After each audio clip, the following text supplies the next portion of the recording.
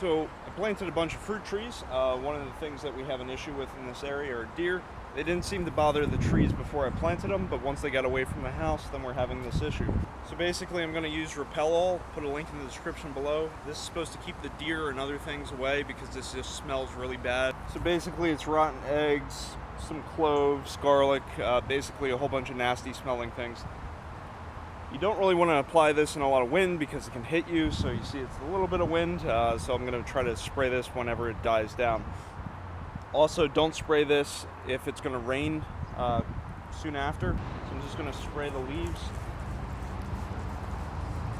Try to keep the animals from eating this. And wherever the wind's going, try to stay upwind of it.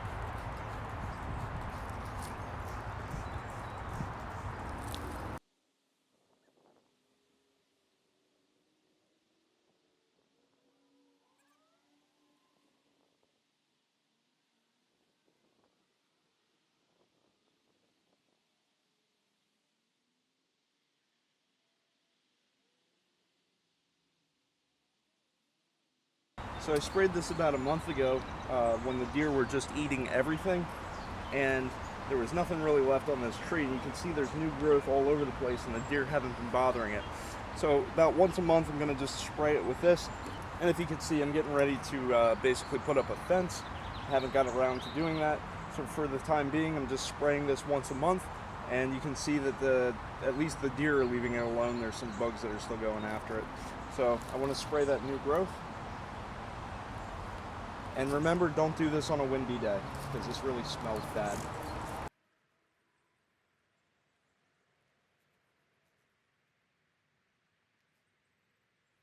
This smells bad, that's what keeps the deer away and other animals. So whenever you do this, plan on getting a shower afterwards.